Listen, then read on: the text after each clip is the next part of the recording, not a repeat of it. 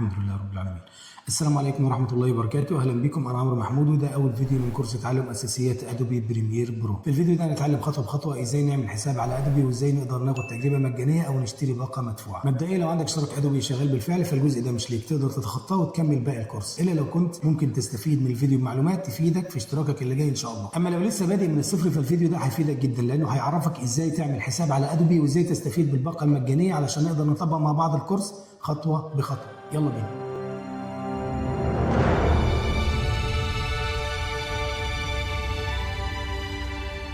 اولا التجربه دي بتدي لك الوصول لكل برامج ادوبي باحدث الاصدارات والمزايا طول الفتره التجريبيه بدون بقى ولا برامج خطر على جهازك ولا كراك. هينطلب منك وسيله دفع عشان تبدا التجربه المجانيه، لكن مش هيتخصم منك اي حاجه لو لغيت الاشتراك قبل نهايه المده. وفي نهايه الفيديو هعرفك ازاي تنهي الاشتراك بسهوله جدا قبل نهايه المده. ودلوقتي يلا بينا نبدا عمليا. اول حاجه هنبدا نفتح اي متصفح موجود على الجهاز ونعمل بيست لللينك ده، وانا هسيبه لك برده في الديسكربشن. انتر. هيفتح لنا الصفحه اللي من خلالها تقدر تنشئ حساب على ادوبي. هنا لو تلاحظ في ساين ان، بالنسبه لنا دلوقتي ملهاش لازمه لان دي لو انت اصلا عندك حساب وعايز تدخل بيه، لكن احنا هننشئ اصلا حساب. فهنعمل ايه؟ كرييت ان اكونت. هيطلب منك الايميل ادرس بتاعك والباسورد، وهنا في طرق كتير لو ليك اكونت على حاجه فيهم ممكن تدخل بيه، بس الافضل ليك انك تدخل بالايميل ادرس. هتحط الايميل ادرس بتاعك، تمام، والباسورد.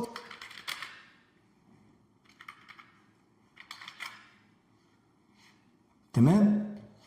ولو تلاحظ اول ما كتبت الباسورد بتاعي عمل لي كل الخانات دي صح. ليه؟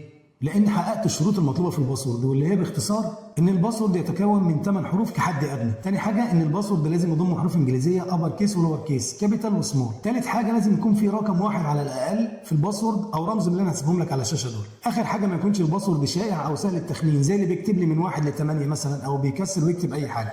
فما تكسلش، اكتب باسورد كده ايه في كل الرموز علشان يكون امن بالنسبه لك. كده انت عملت كل الخانات دي كده صح. هتضغط بقى كونتينيو، وهنا بقى في الصفحه دي بيطلب منك الاسم وتاريخ الميلاد والبلد.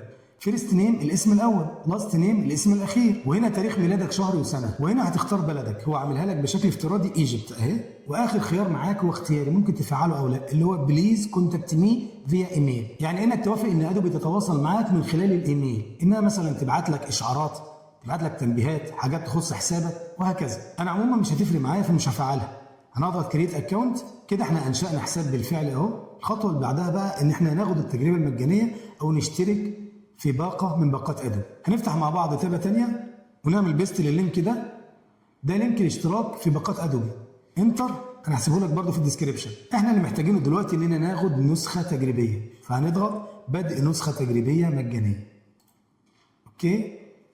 هينقلك لقسم تختار منه الباقة، فاختار الباقة أو الخطة المناسبة ليك، علشان لو قررت تكمل بعد الباقة المجانية اللي أنت أخدتها اشتراكك هيتجدد تلقائيا على الباقة اللي أنت اخترتها من البداية. هنا في باقات الأفراد، الشركات، الطلاب والمعلمون. أنا هختار الباقة المناسبة ليا بالنسبة لي الطلاب والمعلمون. في الحالة دي هيكون عندي خطتين للاشتراك، خطة سنوية مدفوعة شهريا وخطة سنوية مدفوعة مسبقا. أنا هختار الخطة الأولى وهضغط متابعة.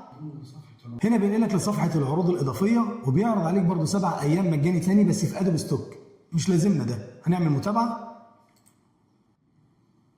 هينقلك لصفحة إدخال بيانات الدفع والطرق المتاحة لنا في مصر، هي فيزا وماستر كارد وأمريكان إكسبريس، ولازم تكون البطاقة كريدت أو ديبت، والأفضل تكون كريدت لأن مش كل أنواع الديبت بتتقبل في مصر. بعد ما تملى بيانات الدفع بتاعتك، أنا حطيت الداتا بتاعتي كلها إيه، هنضغط متابعة للتحقق. نقفل دي مش عايزينها. هنا نقلنا لاخر صفحه في عمليه الاشتراك، ولان انا مختار باقه الطلاب والمعلمون هتكتب بقى لو كنت طالب هتكتب بياناتك كطالب، ولو كنت معلم هتكتب بياناتك كمعلم. كده ملينا البيانات او حطينا الداتا بتاعتنا. هنضغط بقى بدء الاصدار التجريبي المجاني. اوكي. هنا البنك بتاعك بيبعت لك رساله OTP على الرقم اللي انت مسجل بيه حسابك في البنك. هتكتب الكود اللي جالك على رقمك في خانه الفيريفيكيشن كود دي. تمام. أنا كتبت الكود المطلوب مني. هنضغط إدخال لإتمام المعاملة. ودي آخر صفحة قدامنا إيه؟ قبلك وقال لك شكرا لك يا عمرو لقد بدأت إصدارك التجريبي المجاني بنجاح. كده بالفعل بقى معاك 7 أيام مجانية، يعني بكده تكون أخدت التجربة المجانية من شركة أدوبي بالفعل. كده أنت فاضل لك عندي حاجتين، الفيديو الجاي باذن الله هعرفك ازاي تلغي اشتراكك لو مش حابب تكمل بعد ال7 ايام.